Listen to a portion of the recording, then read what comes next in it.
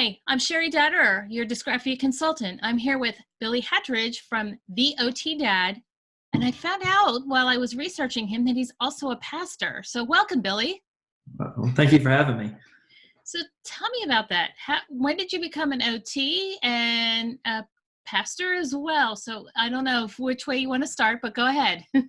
So basically 2013 is when I became both. I was actually in the process of waiting to graduate. I had, completed my clinical rotations in OT school.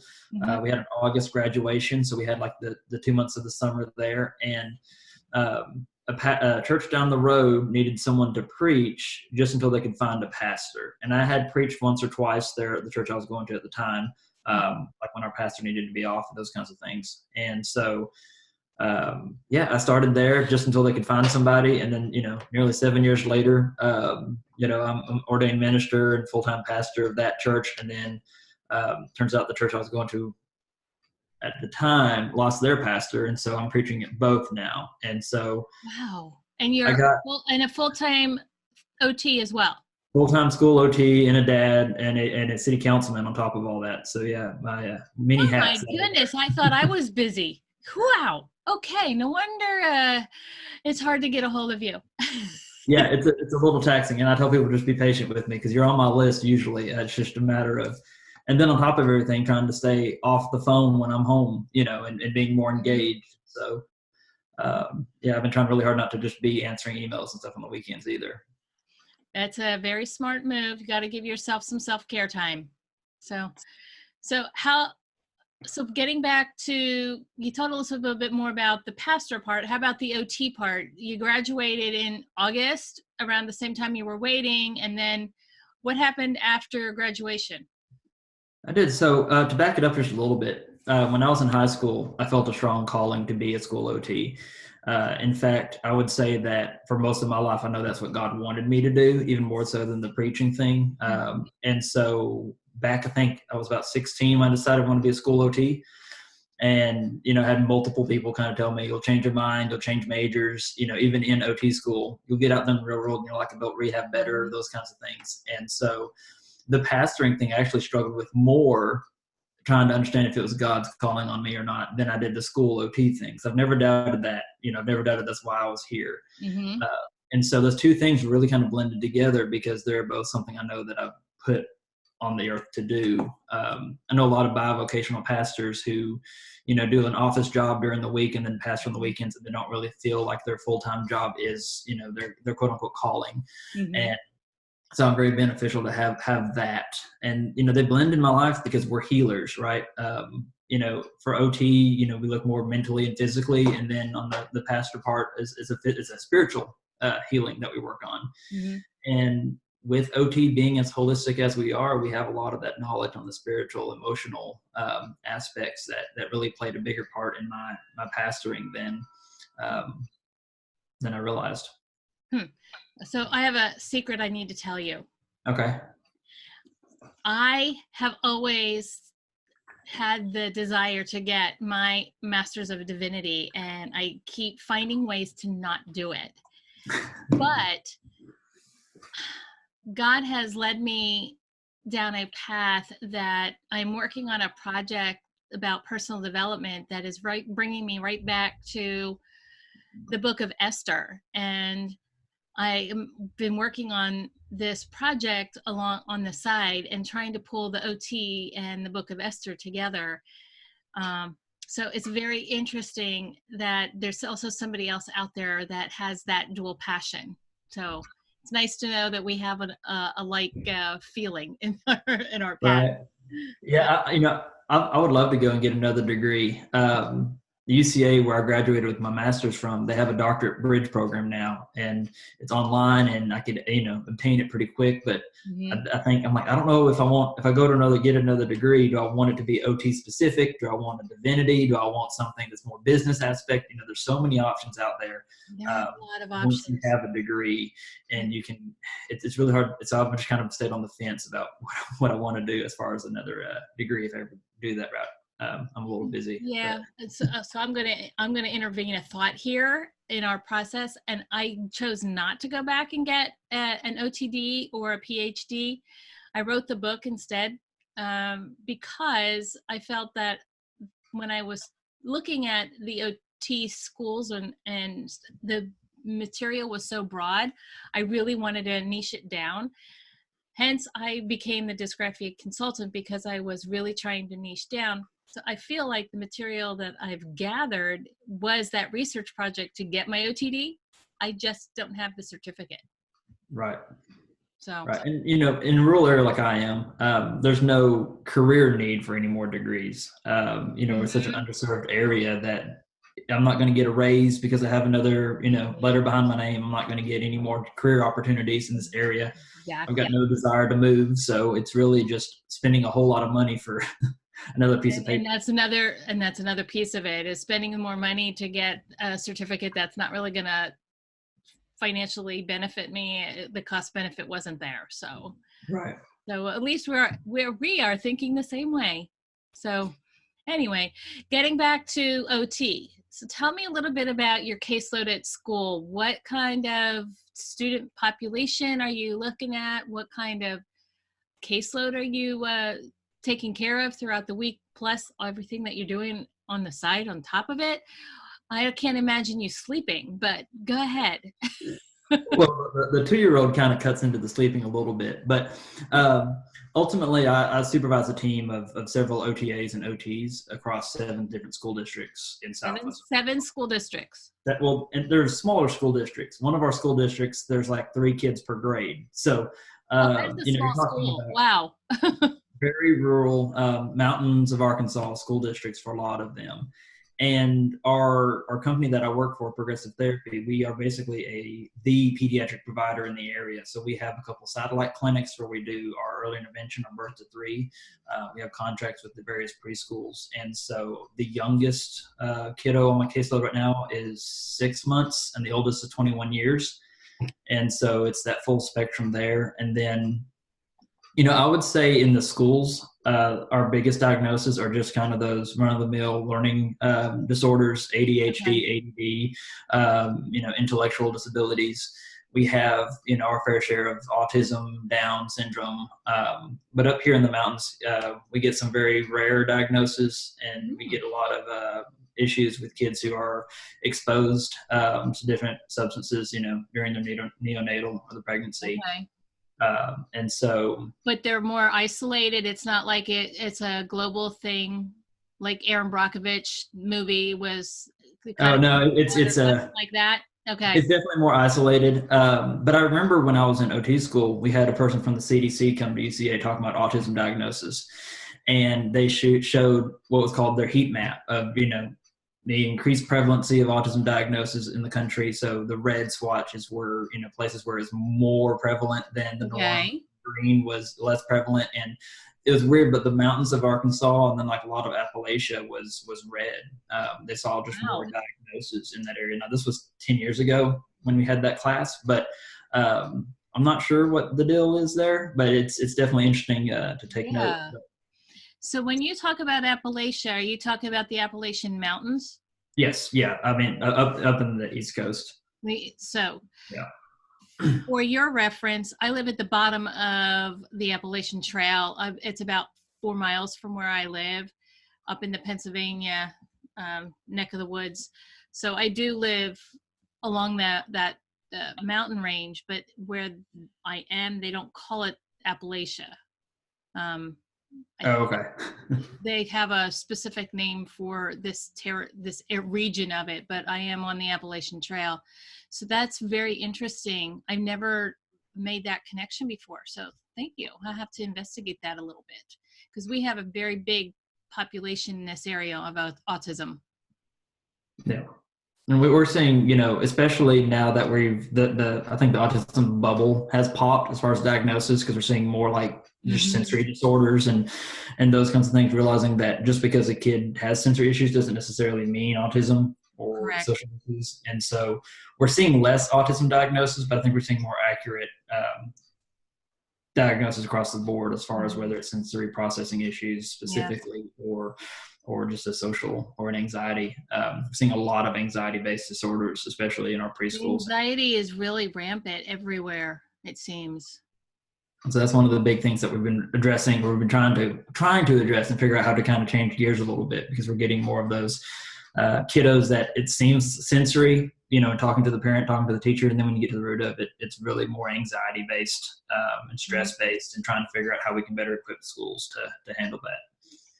Yeah, anxiety is becoming one of the top problems with the schools. So that's frustrating. But anyway, so tell me a little bit about some of the treatment tools that you have. What's your favorite DIY, your do-it-yourself treatment tool, that one that you always seem to carry with you everywhere you go?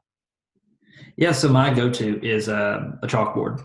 I've got one of the Okay. little 6x9 chalkboards. I think I bought them at Michael's. It was interesting. Handwriting up Cheri sells them for like $6-7, but you can get them at Michael's or Hobby Lobby for $1 a piece, and Mm-hmm. sell the whole supply.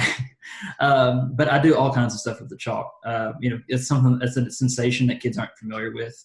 Mm-hmm. Uh, so it's a new thing. I had a kid call it, it's like an iPad for a caveman or something like that is what he Oh my said. gosh, that's great. I've never agreed But with. it's a novel thing for them, and it's exciting for them because they're dealt with chalk before. Yeah, And it's they've interesting. taken the chalk out of the classroom because of allergies. Do you find that you have any allergy issues with the chalk? We do not. Now, I did read that one of the big reasons they took the chalkboards out of schools was because of computers, because the chalk dust was interfering with the computers in the classroom. Okay. That was happening quite a bit. But the allergies, I've never had any issues with allergies Okay. with the chalk and the chalkboard. We do a lot of the wet, dry, try, from the handwriting without tears. Without tears. Okay. That's one of my favorites. And we might not even do it like the typical way of letter by letter. We might just do a bunch of different silly shapes or drawings or pictures. But yeah, You have like a 6x9, so you don't have the little one that they have. Yours is a little bit bigger, so you could use words. yes, yeah, I get the ones that are a little bit bigger because I can do their name or I can do words, and then I've got the big one with the double lines that I got from a conference, and so I like using that for like the cursive and stuff if we're doing with that. But okay, I had that one for a little while, and I had trouble. I don't know if I got rid of the feature that allowed it to write, but it gave up on writing, so I haven't used it in a while. So I don't know. Gotcha. Yeah, I have had that one in the past. So is there a different activity that's not a DIY style, like other than the chalkboard, that you like to use? I have this might be kind of a little off track on what we're talking about, but I have a medicine ball, a 9-pound medicine ball, and then a 30-pound kettlebell. Oh my goodness, 30 pounds? You're letting kids lift 30 pounds? 30-pound kettlebell. And, it's amazing what some of these kids need as far as that physical exertion. We have a lot of kids who, when they get angry, when they get stressed, they resort to throwing chairs, to trying to flip tables, pushing against people. And it's just that body kind of screaming out for that physical force and that physical exertion, because they just feel like they're ready to explode because they don't have any way to get rid of that energy. And so, yeah, we do a lot of wall sits with the medicine ball, a lot of kettlebell activities. We'll have them carry it, to and from across the playground, just really working on those hand muscles. Okay, so how many kettlebells did you have to buy? Because I can't imagine you carrying 30 pounds with you in addition to the rest of your O2 supplies. Now, a lot of times that kettlebell stays in the car, and then if it comes up, I have to go out, and get it. But no, it's just the one kettlebell, and Okay. and yeah, and the medicine ball, and those work wonders. And the kids always like getting up and moving. Yeah, they do. Because with OT, and I tell my teachers all the time, if the only way you address handwriting is pencil and paper, you're doing it wrong. A lot of times my handwriting treatment interventions are more hand strength, more endurance, a lot of monkey bars, a lot of the kettlebell stuff, wall push-ups, regular straight push-ups, depending on the age of the child. So there's anything to do to strengthen those hands, because I'm sure you see it. They're rubbing those hands like 30 seconds into a writing activity because they're already tired. I think I remember this conversation that we've had in the past, where weren't you the gentleman that had an interview with the OT Schoolhouse podcast talking about an article on hand strength? Yes, that was me. And that was one of my favorite articles because it really kind of illustrated that it's not finger strength we need to be working on, because when you reflect back on your anatomy, there are no actual muscles in the fingers. They're all tendons. Mm-hmm. And so all of our strength for those fingertip activities are coming from our forearm and are coming from the gross grasp kind of patterns. And so it really kind of stressed the importance of kind of breaking away from doing a lot of clothespin activities and really just working on the gross grasp activities, like climbing on the monkey bars, like carrying heavy objects, because it's going to have a bigger impact on that fine manual Love it. control. Love it. Thank you. Thank you. So, what's your greatest challenge in schools in Arkansas? I would say it's carryover for sure. Whether Okay. it's carryover between therapy and the teachers, or a lot of times it's just parent education. We live in a very low income, very low education part of the Mhm. state, and a lot of our families don't really have the resources or the knowledge to be addressing the kind of things that we're trying to do in the school. And especially when you're school-based OT and you have maybe 30 minutes or an hour a week with a kid, what you're doing in those sessions isn't going to have a big impact if it's not being done elsewhere. Mhm. And so that's kind of the hardest part, and the biggest challenge is trying to reinforce that outside of the therapy session, whether it's in the classroom or at home. And Mhm. that's one of the reasons why I started the OT Dad Facebook page, was just my way of connecting with a lot of my parents and sharing those resources, and being able to Mm, communicate with them okay. outside of the school. Because when you work in the school, you might see the parent once or twice a year at those IEP meetings, and that can really limit, your ability to communicate clearly what you're working on with your students. So you're seeing a lot of parents follow your page, a lot of teachers follow your Well, page. that's kind of why I started it up. It's just kind of to, I didn't want to keep using my own personal Facebook profile and those communications. Mhm. And I found myself kind of sharing the same information over and over and over and over and over with parents, and said, I need to just create a go-to source Okay. that has this stuff. And so, yeah, it's been a really great networking tool. And parents can kind of follow and keep track. And I've had parents who didn't know that was me, or their child's OT was the OT dad. It was just a page that a lot of people in town were following, and they started following it and like, oh, wait, I didn't realize, you were working at the school with my Uh-huh. kid. So they were able That's to awesome. now make that connection with the bigger picture. Yes, hopefully. Because really and truly, I don't care too much about whether they're doing the exact exercises I want them doing with the kid. Parents can get into that trap of thinking, oh, how many reps was it of this, or what page did I need to use this? But understanding those core theories and concepts, because ultimately when they understand that, even if they're not doing anything I ask them to, if they're still addressing those foundational skills, that's going to have a bigger impact on that kid Yeah. than making sure they do the exact exercise that I printed out and sent home with the kid. Yeah. Each kid has a potential that we need to tap into, and it's sometimes very difficult to find that fine line that's going to make it or break it with the kid. So we as Yeah. OTs have a big challenge to try and figure out that potential. Yeah, for sure. Yeah. So you kind of mentioned this in passing with your activities. How much of your day, your treatment session, is actually handwriting versus other treatment modalities? You kind of alluded to it, but let's talk about it directly. So right now at this stage in my career, a lot of my day is signing OTA notes and reviewing Oh the my. documentation Okay. that my team does. But prior to that, probably easily a third of our treatment session interventions across the board are handwriting focused, Okay.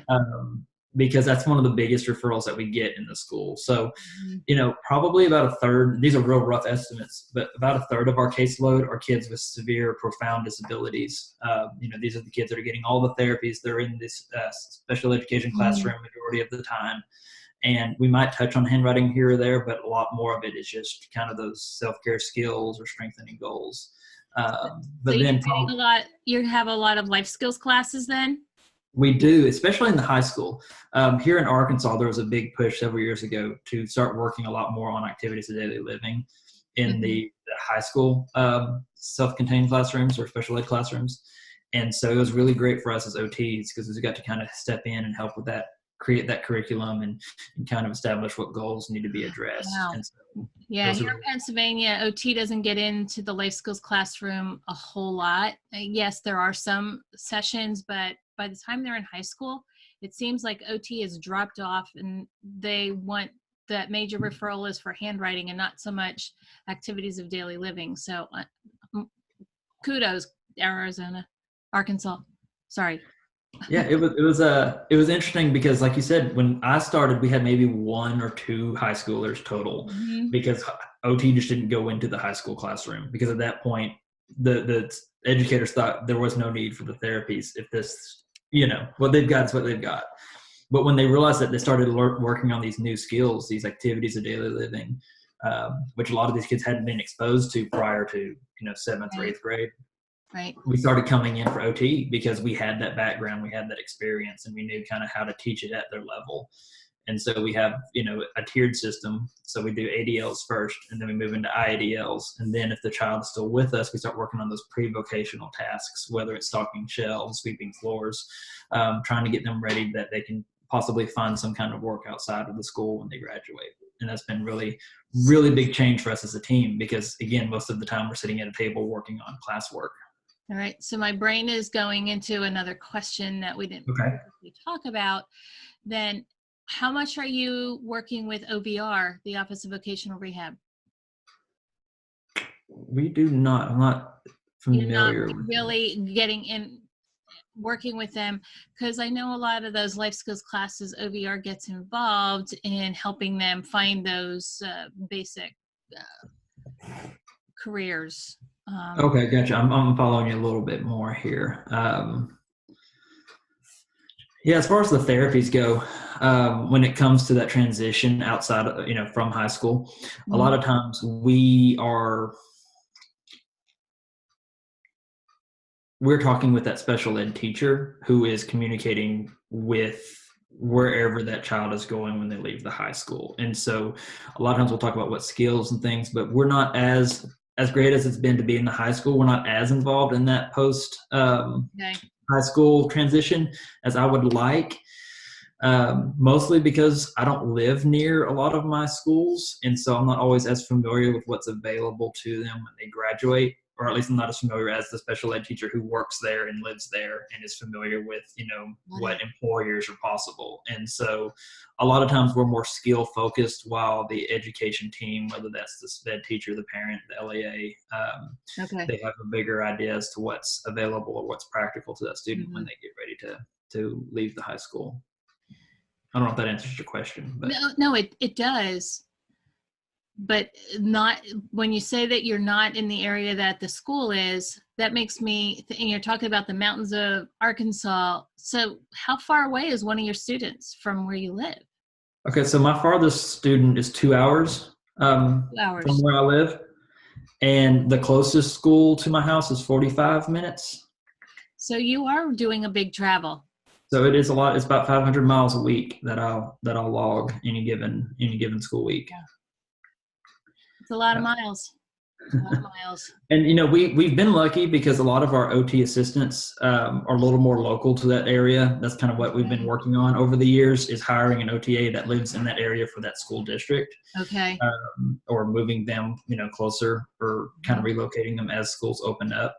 And so that's been a great benefit because they're a little more familiar with the families. They're more familiar with that community, because you can be an outsider real quick if you didn't grow up, in that town or in that district, or know where they're talking about. That culture in this area as well.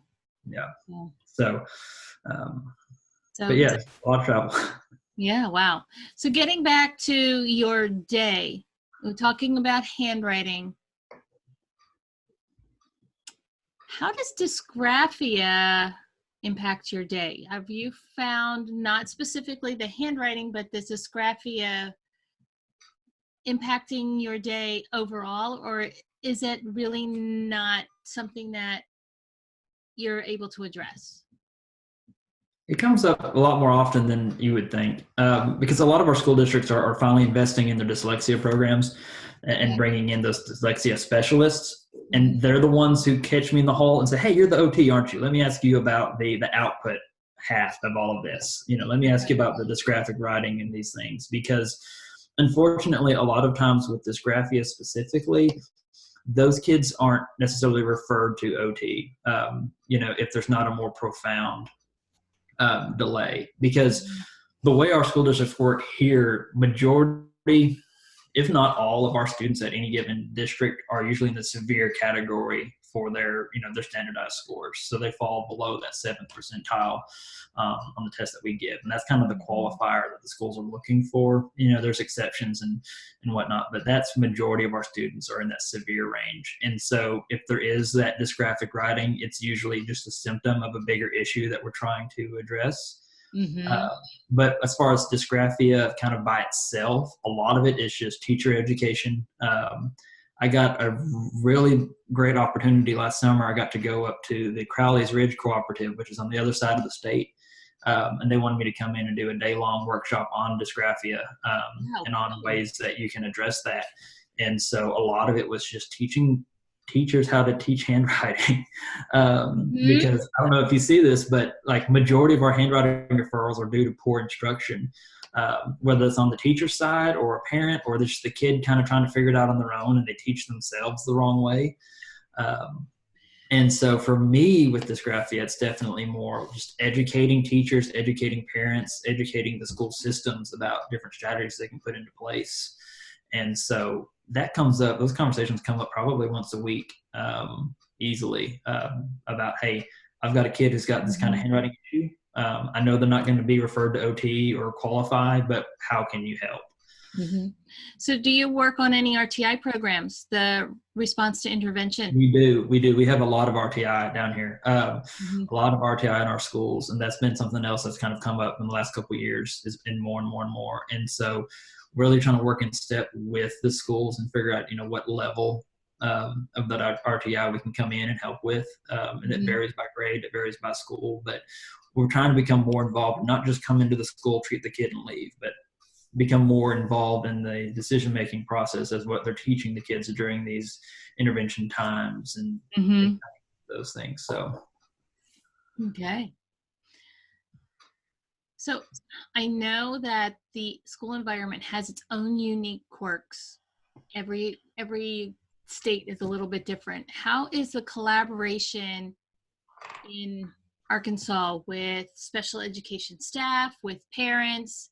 Do you find a lot of frustrated members of the team because of communication, or is the collaboration between the different disciplines working well in your area? Overall, it's working really well. All of our schools are happy to have us in some capacity. Sometimes they get a little frustrated with how much class time a child might miss when they're in therapies, but there's really, unfortunately, no way around that. And so, we try to work with them and figure out what's the best time to see the kid. But overall, the collaboration with the special education department is wonderful. We have some really, really good schools that see the value of the therapy. And I get that therapy services are expensive. I don't know how many educators you have reading and watching your stuff, but a lot of times we're this really big cost on a district. And so they're always trying to figure out ways to cut down on how many therapists are coming in and how often they're there.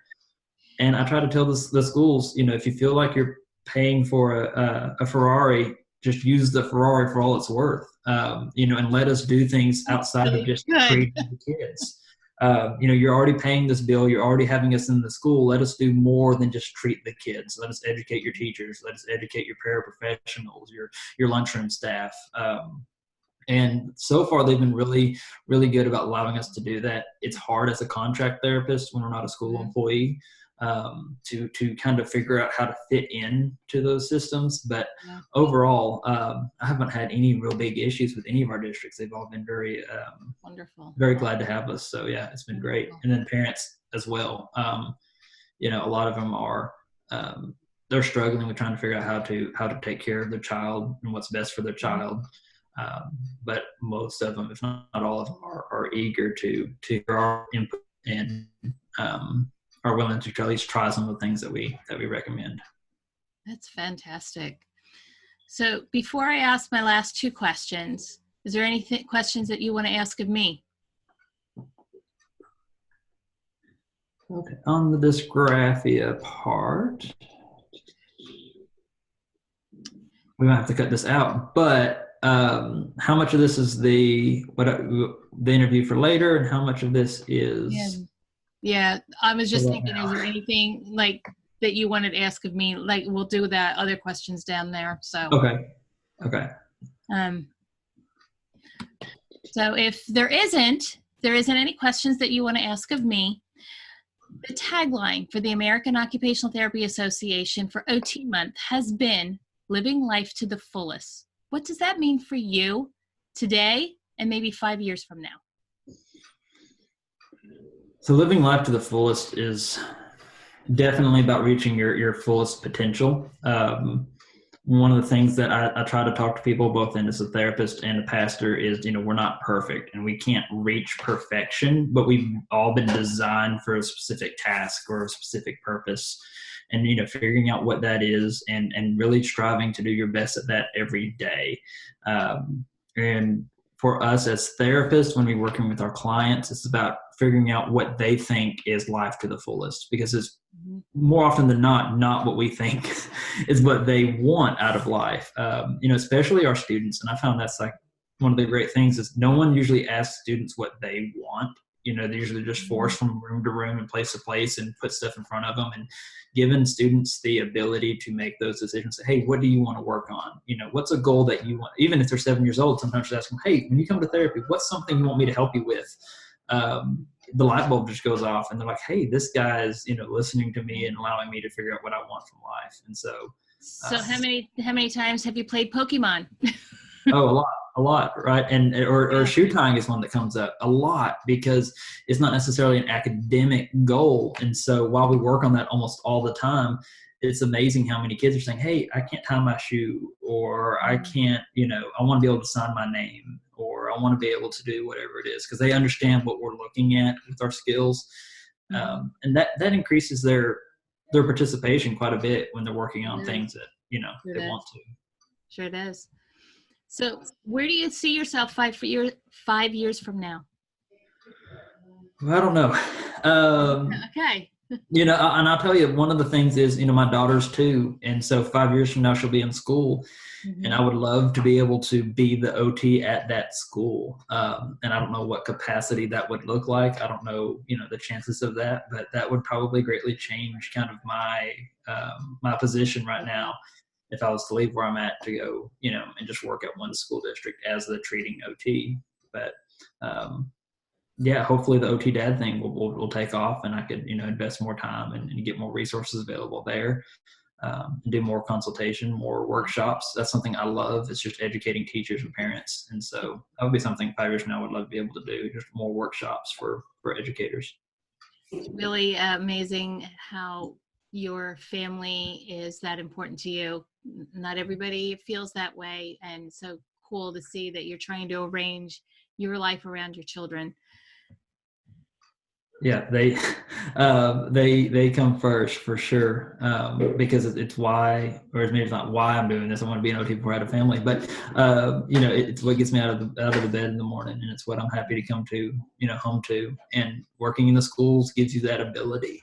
I'm not ignorant of the fact that this is one of the few jobs you can be off at 3, and you can be, even when I'm 2 hours away from home, I'm home by 6. That's insane that I'm still home by dinner when I'm 2 hours away from home. So yeah. Complain there. Yeah, but you're getting done at 3 or 4 and home by 6. That's the way the school system is, and that's an amazing thing, isn't it?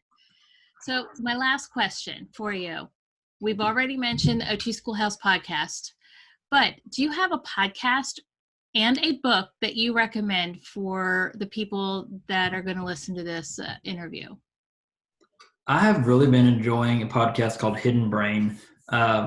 I love that one. I haven't listened to that in a long time. It's amazing. It's not necessarily school or OT based, but it's just so fascinating, the stories that they share about the brain, the way the brain works, the way certain behaviors occur. And I recommend that to anybody, to any parents or non-therapists. That's on NPR, correct? I think it's NPR, yeah. Which I listen to most of NPR's podcasts. Okay. 500 miles a week. I listen to, I think I'm subscribed to 17 different podcasts right now. But that's cool. And then the book, I just last year read a book by David Allen, Getting Things Done. It's a productivity book. Okay. But given all the hats I wear, productivity is really important for me. So I strongly recommend that book for sure to anybody who's in any kind of professional field, because it's got so much information in there about how to get your work life, organized to where it's as efficient as possible. Because what you don't want to do is spend 3 hours looking for that bot 2 manual that you lost, or trying to remember what evals are coming up next. And so it's definitely a really good tool for professionals. And for anybody who is not an OT that might be listening to this, a BOT2 is the Brunitz-Ostrowski test that an OT will do for fine motor and gross motor skills. Yes, yeah. I'm constantly looking for that examinee manual that the kid fills out, because I'm like, where did I stick that thing? When I'm trying to score it. But that's a really good one. And then The Autistic Brain by Temple Grandin is also just a really amazing book that I would recommend to anybody who's working with individuals on the spectrum. Great resources, great resources. So tell everybody where they can find you. Well, you can just Google the OT Dad. That'll bring up almost all of my handles. That's my handle on, I think, just about every social media platform. I downloaded TikTok the other day. I don't even know what it is, but I'm looking at it, trying to stay ahead of some things. But Facebook is where I'm most active. My Facebook page there is probably where I'm checking in every day. I have a handwriting academy on YouTube, the Handwriting Academy, and it's more set up for teachers and therapists who want to know kind of the correct way to teach those letters. And so I think I just finished up the series on the lowercase last week. And then on the preaching part, I have a podcast. It's the Hatridge Sermons. That's Hatridge. And that's just live recorded from church. And I just post those straight, unedited sermons. If somebody wanted to listen to what my sermons are like, that whole backlog there. I have to check out that podcast. So thank you for taking the time to be with me today. Everybody, this is Cheri Dutter, your dysgraphia consultant. We've been talking with Billy Hatridge from the OT Dad, and we're beginning a series here on some interviews just to help you learn a little bit more about OT and dysgraphia and what's out there that you can get resources about. Talk to you soon. Thanks. All right. Thanks, Cheri.